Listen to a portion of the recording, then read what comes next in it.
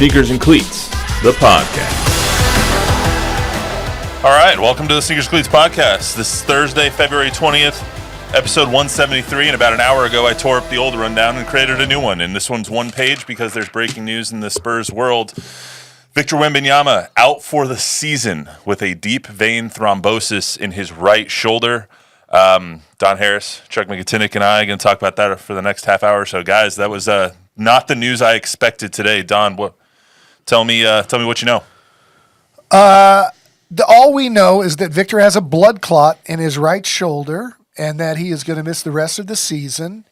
And from what we are told, it seems to be an isolated event, not caused by any genetic condition, but probably by an injury of some sort that presented itself, and that he is expected to make a full recovery in time. The closest thing that I can see that in sports that I remember, and Chuck will know a lot about this because it happens with baseball pitchers quite a bit, was Brandon Ingram of the Lakers, then Pelicans, who had same exact thing, right shoulder, deep vein thrombosis, and he had what's called a thoracic outlet syndrome, which is when a vein gets pinched somewhere, probably between the collarbone and the first rib or somewhere else, and it cuts off the blood supply to that vein. Baseball pitchers, it's a very common occurrence when you hear the words thoracic outlet syndrome. We have not heard that with Victor. We've just heard a blood clot in his right shoulder. So it could be caused by a different manner. But the fact that they think it's isolated and they're saying words like full recovery is a lot better than chronic Chris Bosh type condition where you might worry about retirement. Yeah, we'll talk about the differences there here in a little bit. Chuck, first initial thoughts upon this information. This is brand new. It came out just about hour 20 minutes ago is when the news broke. So. Well, you and I were working back to back. You were working on, I'm presuming, the podcast, and I was working on getting set up for a NFL thing with Daniel Jeremiah.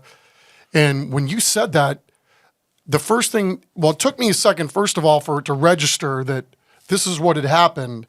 And then the second thing is that goes through your mind is, wait, deep vein thrombosis?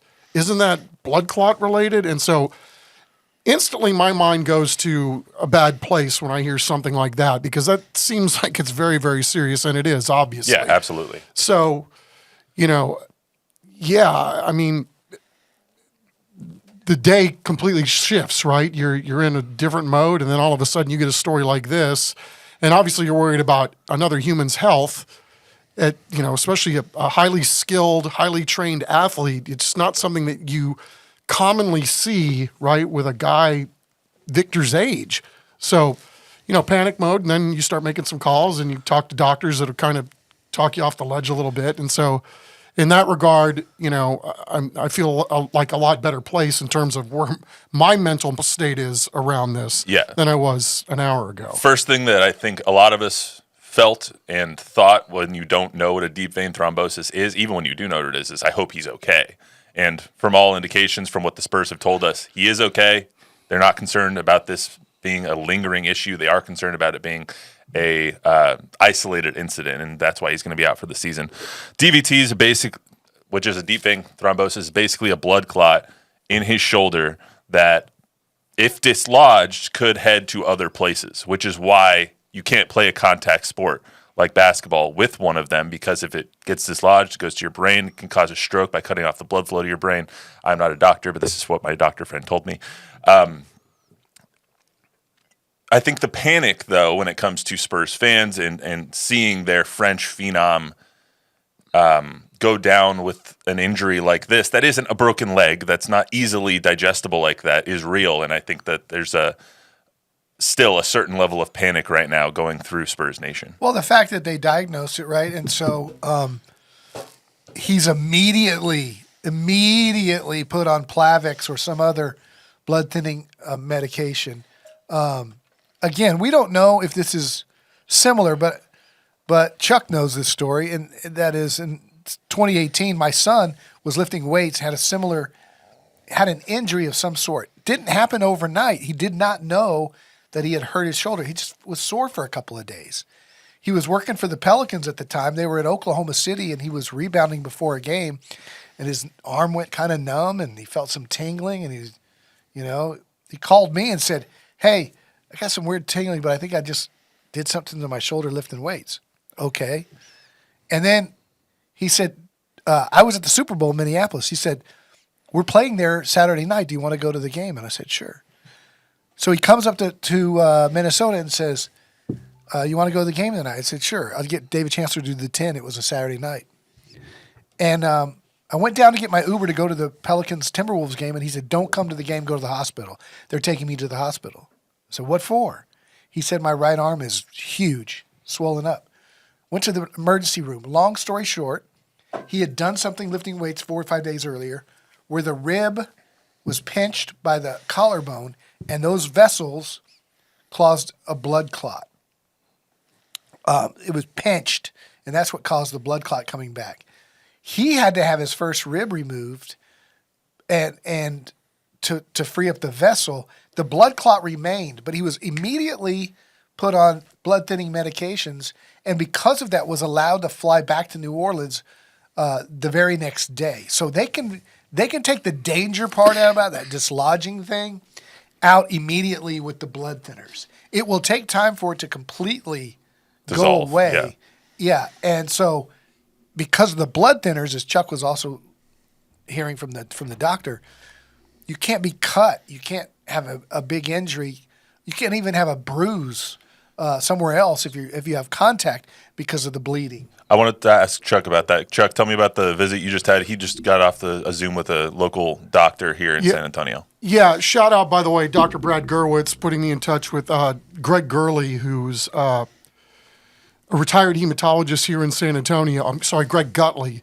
And, he said, precisely around the same things that Don was just saying, which was, a lot of this stuff can be treated outpatient, right? But the biggest thing, and, obviously without the hematologist knowing what exactly we're dealing with here with Victor's individual situation, the fact is that, I've lost my train of thought here trying to get all this doctor stuff into my head, but Dr. The bleeding.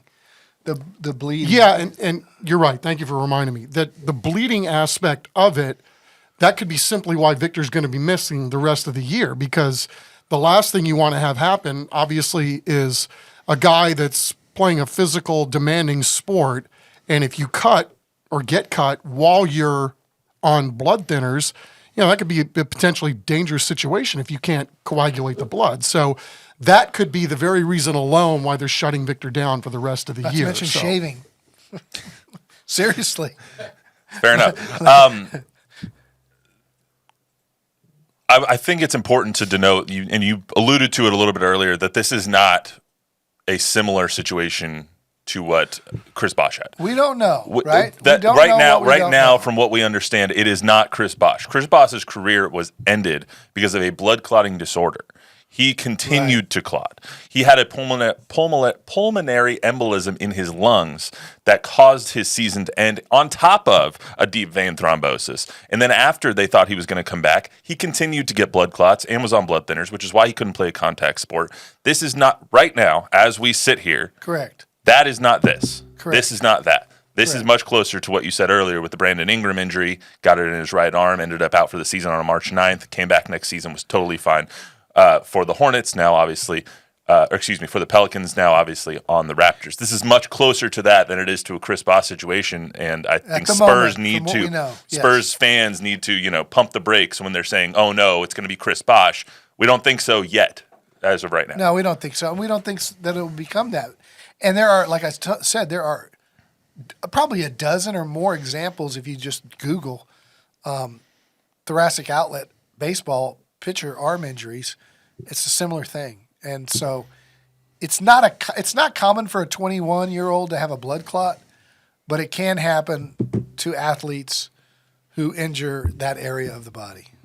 Want to get to some of the chat items, people commenting on our chat. I will stuff say like that, this. but- I will say this. or not. Real fast. my antenna goes up a little bit of concern when you think of the difference in Victor's physiology. You know, he is different.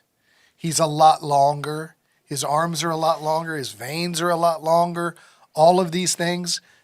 I think we felt the thing when he came out and got drafted by the Spurs. If he stays healthy, feet injuries were a concern. People that big of feet, he's different. And so when I heard this, my immediate reaction was, okay, is this because Victor's different, or is this because there was some sort of injury? From what we're hearing, it's probably the latter, which is good news. Bob, want to? Tom Guerrero is in the house. Shout Thank out you, Tom Tom. Guerrero. Roger says, prayers to your son, Don. Geez, that's awful. Oh, he's fine. It's years ago. Lots of thank people are sending prayers and well wishes to Wemby, and I think this was inevitable. Someone's asking about COVID-19 shots. Is that a contributing factor? Not even going to get into that. We have no idea. Yeah, I mean, there's no way to. How Yeah. would we know that? We I don't just- even know exactly the I severity. just had to throw it of- out there because it came up multiple times in the chat already. Of course you did. Yeah, we're not even going to touch that. A buddy of mine. The UFO that flew under the left wing of that plane today. A buddy of mine, also in the medical field, was his immediate reaction was he wonders if this happened on the flight back from France because it's such a long flight. Someone so large like that, blood clots can accumulate, or there is a risk for blood clots when you're sitting for a long period of time. That was his initial reaction when he first Look, heard that, there's and we gonna be don't, a and we have million- no idea. There's a million things to be thrown against the wall. Who knows? Well, you know David Bloom, right, from NBC News? Yeah. He died in Iraq from this. Yeah, pulmonary embolism. They saved from riding on the tank for all that time. Yeah. Overall, just not a great situation and something that is jarring when you see it. Immediate reaction is hopefully he's okay. Secondarily, though, how does this affect the outlook for the Spurs season going forward now without their young superstar who hadn't yet been able to gel with their new superstar, De'Aaron Fox, and they were still working out kind of the kinks of this entire lineup? Don? I was getting to the point that where I didn't think the playoffs or even the play-in was doable when I started to look at the standings and the numbers. They could have made the 10 seed. They were 5 games back. But, the L's were stacking up, man. That latest first leg of the rodeo road trip, they had 2 winnable games that at the buzzer that they lost and falling farther and farther behind in the standings. So now that Wemby's out, I would think, it's pretty safe to say they're a lottery team. And as I said before, when I thought they were going to be potentially a lottery team, it's not the worst thing in the world. When you have 2 picks that you're going to get your own and Atlanta's most likely, and this draft class headed by Cooper Flagg and others, it's not the worst thing in the world. Because if you make the playoffs, you get swept in the first round by Oklahoma City. I mean, we'd all like to see them make the playoffs. Well, you need to get to the playoffs at some point. You need to Yeah. learn how to win in the playoffs at some point. Yeah, So getting to the looked playoffs today. is never a bad thing. But it's never a bad thing. You learn from going to the playoffs. I looked this up today. Oklahoma City, the team that I think can win the championship this year. 100%. In 21, they won 22 games. In 22, they won 24 games. Then 23, they won 40, and then 57. So 20, 21, 22, whatever it is. But they went 22, 24, 40, and 57. And now this year they're going to win plus 60. So I think I'd be concerned if it didn't happen next year with a full season of Castle, Fox, and Wemby. But I think next season is a year where they can win 45 plus. Okay. And should. 2020, 22, 22, 23 is where we're at right now. So I think we're a year behind on that trajectory. Hey, Don, an SA radio boy who looks an awful like Walter Pasacreta had a comment in there. He says, this takes the team off the griddle. They were headed for a failed season. I don't know if they're heading for a failed season or anything like that, but this certainly brings back, once I got to thinking about this a little bit, it made me think of when David got hurt and they ended up with Tim. You have two picks right now in the first round of this year's draft. One of them is your own. One of them is Atlanta's. Both of them highly coveted. Now the Spurs pick looks a little bit better than Atlanta's because Atlanta's been playing better as of late. At this point, if you have an ailment on De'Aaron Fox, does he, take a couple of games off? For sure. Do they start doing what they've done the past couple of years and not attempting to win close games? No, they're going to try to win. They're going to try to win. I just don't know that they can win. Well, they also don't have a big man on their roster now. That's correct. They have Bismack Biyombo. That's it. The Jeremy Sohan is going to be playing. Yeah, they're going to have to play run and gun at this point, right? I mean, you don't have the fail-safe underneath the basket that they've been, quite frankly, relying on too much. Just filter it all down to Victor and make him turn around and think otherwise. But I think this is something that's going to create opportunity. If there is a sentiment in the locker room, and we don't know that there is, but if there is one where maybe Victor's getting too much of the attention, maybe we shouldn't be doing everything around Victor, maybe, and I'm not saying that that's the case, but this is a chance for other guys to now get an opportunity to show what they can do, show what they're capable of, and show how well they can play together without the quote-unquote face of the franchise. So, it should always be, in my opinion, next man up in mentality, and now we'll see if they can handle it. I would agree they really look undermanned now with no big fella on this team. To Walter's question about a failed season, Vegas picked them to win 38 games before the season started. Had Wemby stayed healthy, and they would have gone about 500 the rest of the way. They would have been at 38. They would have been right at 38. So I don't know if it would have been a failed season. There were higher expectations than that for sure. I don't know if this is a failed season anyway. When Victor Wembanyama goes out for the season after he plays 46 games after they've played 52 as a whole, your expectation for the season dramatically changes.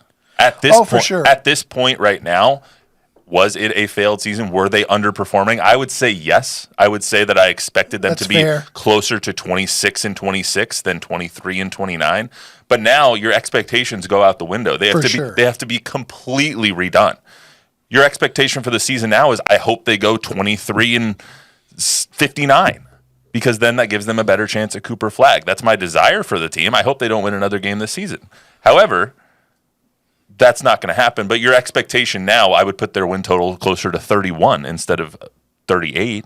Yeah, that's fair. They're not going to. De'Aaron Fox is not going to let them lose out. Stephon Castle, Chris Paul, these are not losers. No, they're not. These are winners. I'm curious to see what this looks like starting tonight. I mean, because this is a huge blow, obviously. There's no question. I mean, for Victor personally and for the franchise, I mean, this is the guy that people are lining up to see play ball. And the fact that he's not here, and now everybody says you're going to be, and whatever the rest of the season is, again, we'll see what they're made of. I think there's enough dudes in that room where I think maybe we might be a little bit surprised. Yeah. I think this all just came as a huge shock, and it's still a shock, especially for me, because yesterday we hear that he has an illness, he's doubtful for tonight. We think, oh, okay, he has the South Texas sniffles, and he's going to be out for a game. And now you hear that he has a deep vein thrombosis. We don't know how long he's been playing with it for. People in recent weeks have seen that his conditioning has taken a little bit of a hit, that he's been breathing harder, that he's had a little bit of shortness of breath. And some doctors, especially some people that I've spoken to, have speculated that with a deep vein thrombosis can impact the oxygen going to your lungs and in turn the oxygen going to the rest of your body, making you more tired, more exhausted, more easily. So that explains some of the things that have been happening. He said post All-Star game, he felt great and he felt like he could give 100% and he gave 100% all the time and he felt so much better than he did a year before. So, I mean, that's a little contradictory because he felt like, what was the overall takeaway? The takeaway is, I don't have to save anything in the tank. Like before I saved some things in the tank because I didn't want to get too tired. Now I know I can go full speed because I'm in the best shape. So I don't know. I don't know if they're related or not. His quote unquote fatigue and We don't know. We don't know anything for a fact right now, except Yeah. the fact that he's out for the season, has deep vein thrombosis. Yeah, They don't expect it to be. hematologist, we asked him about that too, and he said probably not, that it would probably not affect his stamina. According to my wife Jordan, who just tweeted at us, searches for deep vein thrombosis are up 1,000% according to Google Trends, alongside searches for Wembanyama. The last 4 hours, unsurprisingly, a lot of them came from Texas. So Imagine. So I assume a lot of people are becoming WebMD superstars right now. Deep vein thrombosis is usually old people's legs instead of young athletes' shoulders. Young Frenchman's arms. Yeah. It's the new fad. So guys, to put a bow on this, and I had a 1-page rundown as opposed to a 4-page rundown that I usually have, because this is such a unique and interesting scenario here, in huge breaking news. As you go into and look at these next 2 games and the next 30 games in the season, what is your expectation for the team, and what do you want to see out of them without Victor? I'd like to see growth from young players with losses to get a better position in the lottery. And then I think we just, take it day by day with Victor and wait for updates and see where this goes, with the optimistic view that it's similar to Brandon Ingram and that he'll make a full recovery. No guarantees, I want to see bodies hitting the floor. I want to see bodies flying for loose balls in the stands. I mean, this has got to mean something, right? This is going to be an opportunity. Those minutes have to be cut up somewhere. And, I think there's a lot of guys that this is going to make whether or not they're on this team next year. Yeah. With this opportunity that now lies ahead, because they are going to have to play wildly different than what they've played here with when Victor's on the floor. Just thinking about this season as a whole, it's so weird, because it starts out with the Pop stuff going on in November, and then you don't know when Pop's going to come back. He's now been out for almost 4 months with his mild stroke. And then you have the trade for De'Aaron Fox, and you have the Steph Castle of it all, and now you have Victor, who's going to be out the rest of the season with a deep vein thrombosis, which isn't something you see every day. It's just this whole season, I can't wrap my head around how weird and just abnormal this season has been, Chuck. Yeah. I can't argue with you. I mean, I don't remember anything not anywhere on this level. And again, you talked about expectations going into the season. We can, I think, say without a doubt, they're way better than they were last year, right? But even 100%. with that said, to me, the fact that they're 2 games out, or roughly whatever they are Of the 10 spot, I mean, still says that they're right there. And I think if you would have told us all in late February that that's where they would be, I would think that we would be saying that this would have been a pretty good season so far. Oh, yeah. So, obviously this changes the dynamic on if they can get there or not. But again, man, opportunity knocks. Who's going to be that guy that's going to really seize this opportunity and really win over the coaching staff, the franchise, that they want to be here? They'll do whatever it takes to be here. They want to be a part of something going forward. And I think this is going to be a nice little interesting 2 months to see what transpires. Not the craziest of all time. Remember, Johnny Moore came down with desert fever in the 80s. Ended his career for a while, but then he made a comeback. Only you. I was thinking about Chris Paul for this. I think this really opens him up for more like on-court coaching, to be more of a leader of the team and everything, and to help the young guys even more. Is it? I mean, this team really just has to. Now they have to make a move at center, because you can't play with Jeremy at your 5 the entire season. You can. You shouldn't. It's an obvious tank if you do. Yeah. Why don't you just say we're not trying to win games if you're going to play with Jeremy or Harrison or Bismack? What about Mamu? Okay. I like the minutes Mamu gives us. Go get Zach Collins back, I guess. Well, Bassey gets back in a week. Turn into a 3-point shooting team and turn run. into one. Get out and They've run already been more. one. Get out and run more. Any more comments from you at the moment? Walter says, great point, Chuck. This team should have easier transition without Wemby. He's hard to adapt to. Talia asks a question, was Wemby on the 25 Summer League roster? I don't even understand the question. Last year's Summer League roster, he was There's no way he would be on the next Summer League roster. No, he was doing Olympics last He was in the Olympics last year.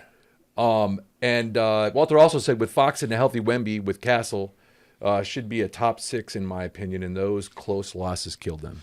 Yeah, I mean they should be That's fair. they should be a top 6 seed next year. Next year. But this year it's a far cry from the 6th seed. We're gonna really hope that. I think it would say a lot about this team and the youth of this team and the leadership of De'Aaron Fox, the leadership of Chris Paul, leadership of Harrison Barnes, and a coaching job by Mitch Johnson if this team were to make the play-in. Oh, it'd be a miracle now. I mean, if you get to a 9 seed, 10, and you play and you maybe even win a play-in game, it would be, I think, a resounding success for this team. And a failure for the lottery. Absolutely, but hopefully Atlanta bottoms out. So we'll see. That's really the overriding positive here is that hopefully this is another Duncan Robinson situation where Robinson goes down, you bottom out, and then you get Tim Duncan, and then hopefully this time it's Victor goes out. Yeah. For the luckiest through some good times. For the luckiest franchise in sports, they're certainly getting a little unlucky here recently. Yeah, well, they got the number 4 pick in last year's draft, and it ended up being the number 1 pick. Yeah, honestly, way better than Zachary Risachet So far. Oh man, what a day! Yeah. Anything else from you at this point, Bob? We're good to go. All right, Walter. Thanks for watching, and shout out Walter Pasquarita. Shout out Wally's Deli, and thanks for shouting out my mess up on my super last night, Walter. I appreciate that. I accidentally put Spurs forward for Kevin Durant. That was my bad. Hey, speaking into existence. Maybe next year. Maybe next year.